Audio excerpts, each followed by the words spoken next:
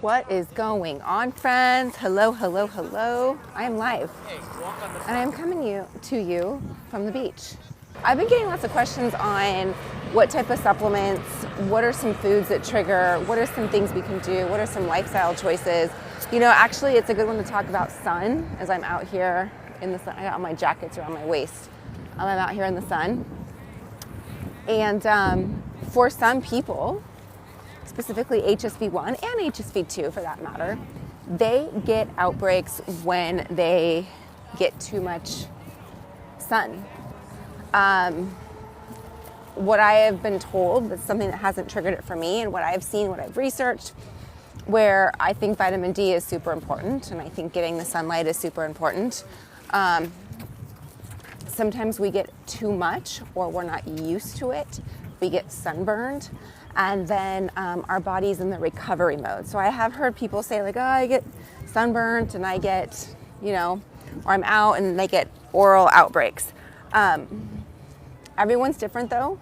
I've noticed that it's a lot of times has to do with lifestyle. If you're someone that's not outdoors a lot, if you're not someone that doesn't see the sun, and then all of a sudden you go skiing, or all of a sudden you go to Hawaii, or all of a sudden you go to, you know, the beach on spring break and you're like out here taking it all in and you're not used to it, then yeah, that can trigger it for a lot of people.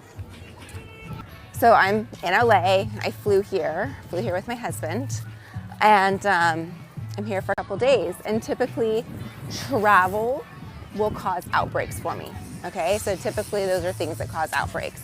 What is it with the travel that causes the outbreaks? Okay, number one, it could be packing at the 11th hour. It could be stressing about, oh my gosh, am I gonna make my flight? It could be, oh my gosh, I have to get everything done in my house in order to go on vacation or travel or do something like that. So the added stress for a lot of people can trigger outbreaks. Then, if you think about it, on the airplanes, we're sitting in this like full, you know, like EFM radiation thing. We're sitting in this like metal tube flying through the air. Hold on, I gotta put you, I'm losing them. But we're flying through a metal tube. It could be all the extra like radiation and stuff that we get on the planes. For some people, it is super stressful to travel. Like, oh, am I gonna get my flight? Where am I going? Some people are scared to fly, all that. For me, a lot of times the travel as I go, I'm experiencing different foods. Maybe you're drinking more, maybe you're sleeping less, maybe you're experiencing all these different desserts. You're like, I'm on vacation, I'll do it. And so maybe you're not getting enough sleep. So a lot of times for me, depending on the flight, oh, this guy's doing a beautiful job of rollerblading. Let's watch him, look at that. Or roller skating, I guess. There he goes. Oops.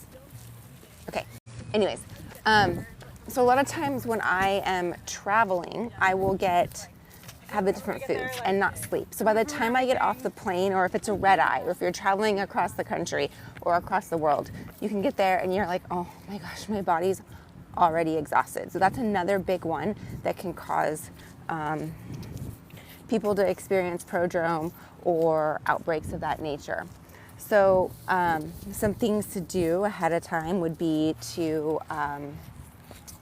you know, definitely pack ahead of time. Take care of your body, drink plenty of water. If you can ground, if you can get outside, if you can get back in the fresh air, take your vitamins, things like that. Definitely take your Lysine, take your Monolaurin, take your immune system boosters, like all those things are super helpful. Also get some sunshine, as we were just talking about sunshine. I am all about sunshine. Definitely get your sunshine, ground, reconnect, fresh air. Those are going to be some things that can help you. So what I did to prepare, because I'm here with my husband, right? I don't want an outbreak, obviously, right? Of course I don't want an outbreak. I definitely took more Lysine. I definitely took more Monolaurin. I made sure that I got outside. I made sure that I slept. I made sure that I packed ahead of time. I made sure, and you know, like leaving, I got kids. I got to make sure this kid has that snack and this. I had a 38-page document to get my kids taken care of for the next couple days while I'm out of town. So making sure that I had all that ahead of time. I feel like I'm just rambling now. But some foods that I definitely stay away from, or definitely am aware of, would be adding extra arginine into my diet while I'm traveling. So I am staying away from, well, definitely eggplant. That triggers it for me, not for everybody, obviously, but just for me, it triggers outbreaks. I'm staying away from lots of sugar. I'm staying away from a lot of processed foods. I'm staying away from foods that I know I have I have sensitivity to, and I'm staying away from gluten. I'm staying away from all the things. I'm staying away from a lot of dairy. So like gluten and dairy can cause inflammation. Whereas dairy does have high lysine, it can also cause lots of inflammation in your body. So I'm doing everything I can to prevent inflammation in my body so that I can enjoy. Guys, what questions do you have? Clean lysine, yeah. So if you go to my other profiles, not this one, but go to my other profiles, you will see where I recommend, or I have suggestions for a lysine that I enjoy, that I take, that I have sworn by, that I have taken for the last 6 years. They're my non-negotiables when dealing with herpes. What does herpetic whitlow look like? Have you ever experienced it? I have never experienced it. Herpetic whitlow is when you get it on your hands, when you get it on your hands, on your fingers. There's a lot of, back in the day, like when I was little, my dentist didn't wear gloves.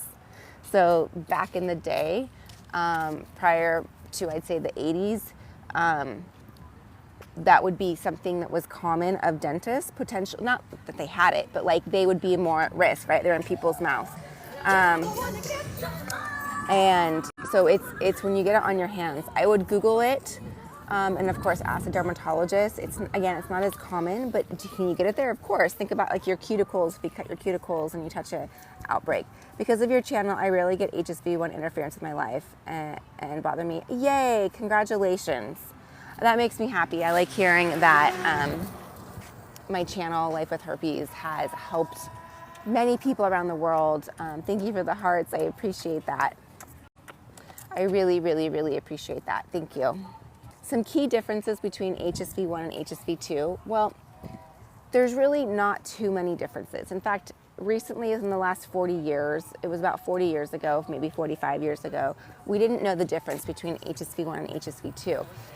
Back then, we were able to develop the technology in order to look at the viral DNA and realize that there is a slight difference in viral DNA, then referring to them as 1 and 2. HSV1 is most commonly associated with oral herpes. So most of the people that have cold sores on their mouth, aka cold sores, aka herpes, aka HSV1, is typically HSV1. Most people that have genital herpes is typically HSV2. So there's a lot going on there. It's HSV2. What I want us to get away from is if you've been diagnosed with genital herpes or you've been diagnosed with oral herpes, saying like, oh, I have HSV1 or I have HSV2. Because HSV1 and HSV2 can go in either location. And it wasn't until we really started testing people, doing blood draws to test the antibodies to see what type we had. A lot of times if you just went for a checkup or you went to get diagnosed, you don't like want to get diagnosed, but you went to get like, what's happening in my life? Why do I have these weird blisters? And the doctor would look and say, oh, it's down there. Oh, it's up there. Then it's oral. Oh, down there, genital. What I really want us to get away from, because it's down there, it doesn't mean it's HSV2.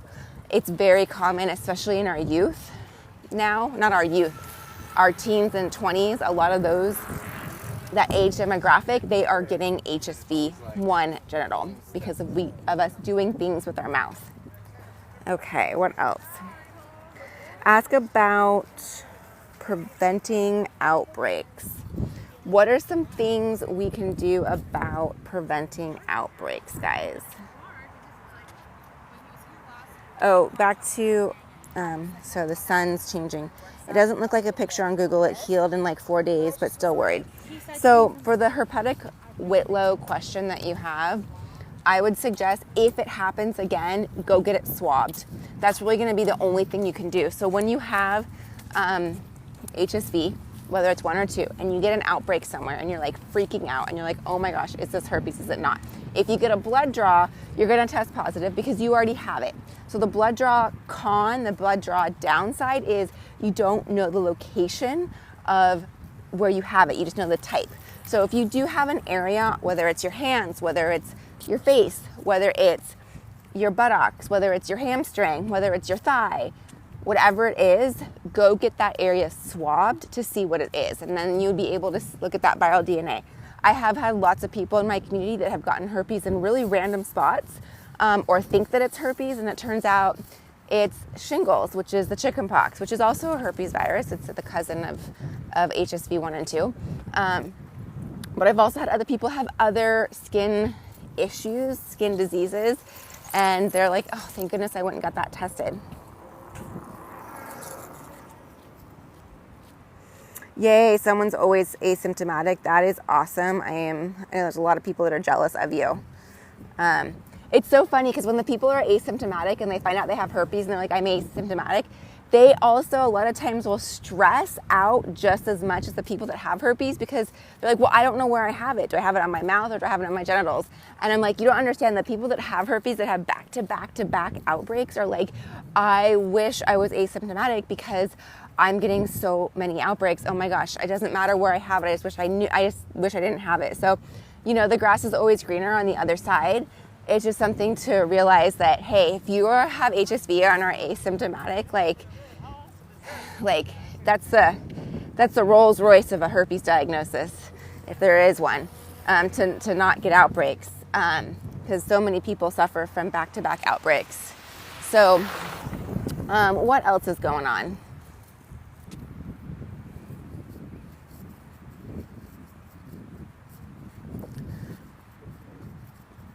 So some major things to prevent outbreaks would be your stress. Okay, I'll answer that question next. Would be managing your stress and things to, I would say managing your stress is going to be the best one. And that's like the hardest one, right? Like that's the antidote. That's the thing to everything in life is manage your stress loads. You're like, how can you do that? What are some things you can do? And a lot of times we think like, oh, manage my stress. And then it's like, oh, we'll get massages or, oh, do this and do that. Like there's a lot of things we can do that are free that can also help us. Like journaling, huge one for me. I'm a huge journaler. Get plenty of sleep. Like you can't control what your sleep looks like throughout the night, but you can control what time you go to bed and you can control what time you wake up. For the most part, right? Again, like you can't control if, in my case, I have young kids. I can't control if my 5-year-old comes into my room with a bloody nose and wakes me up. I can't control if my 1-year-old wakes up because he wants cuddles and has a nightmare. But I can control what time I get in bed, and I can control leading up to it what my evening looks like. So these are all things that I would really look at. Let me answer this last. Okay, what's a good over-the-counter cream for pain? I'm, of course, going to talk about the Secret Society wellness products because they're specifically formulated to help with HSV. They're specifically formulated to help with fighting the outbreak from the exterior with ingredients like Lysine, with ingredients like certain essential oils that are known for antiviral, anti-inflammatory, and also soothing with pain. So you can see, if you go to the link in my bio, what I have there. I use them. I think they're great. Oh, okay, so you said my Rescue Balm is amazing. Yes, thank you. I love the Rescue Balm. I also like the Fix-It salve. That one is awesome also. Any last questions before I sign off? Can you guys see the Ferris wheel now? Right there, the famous Santa Monica Pier. Thank you. Your channel has made me feel better. You're welcome. I'm so glad it helps. I'm so glad it has helped people like you, like myself. I've also healed through it as well. Every now and then I'll have things pop up. Like I'll be so honest with you guys. Last night, and it hasn't popped up. Last night we were at dinner and I mentioned I'm in LA. I'm on vacation, sort of. It's not really vacation, but I'm here. And I'm alone with my husband. I don't have 2 kids. I don't have a dog. I don't have any of that. I don't have any of the responsibilities of getting up and making sure that, you know, we're to school on time, we got the homework done and the holidays and all that. I just want to enjoy my husband in all the ways that you would do that. And I was sitting there having dinner and I started freaking out, like, oh my gosh, what if I didn't take enough Lysine? Oh my gosh, what if I should have taken more Monolaurin before the flight? Oh my God. And I like started having like the panic attack of, oh my gosh, I'm gonna get an outbreak and I'm here with my husband and I don't want one. I just want to be able to enjoy. And so I started freaking out about that. And so I told my husband and I was like, I'm having like low anxiety and I just want to share with you what's going through my mind. And my husband's like, this is the best part and this is what it is. He's like, stop, enjoy. We're here, we're together. I love you, you love me. We're gonna have a good time regardless. If you get an outbreak, you get an outbreak. Like, it doesn't matter. I'm with you and I'm alone with you and we can still do everything else. And it's okay, it doesn't matter. And like, number one, like having that person in your life is truly the best part. But knowing that, yeah, these things can still pop up. Like, you can still have those little moments. And me dealing with it, talking about it publicly, being live about it publicly, all that, like, I just hope that helps you guys and I hope that shares with you that, hey, I still have those little like, what if I get an outbreak? I don't want one. Like, and it's okay. Like, you're not a failure if you get one. I'm not failing. I'm not a failure in my marriage. I'm not a failure as a wife. I'm not a failure as a healthy person. I'm not a failure as someone that's gonna enjoy my family, like my husband and all that. So like, I just want to share that. Okay. Someone said I look good. Thank you. I appreciate that. All right, friends, I will talk to you all later. I'll even go live tomorrow. How about that? I'll keep going live from LA. It's because I have time. I don't have my kids, who are my most wonderful blessings. But I'm like, oh, this is what it's like to not have responsibilities. Like, wow, you can just wake up when you want. So weird. You can go to bed when you want. I only have to brush my teeth, no one else's teeth. It's great. All right. Goodbye, beautiful. See you tomorrow. All right, friends. I will see you all tomorrow. Have a wonderful day. Last view. Bye.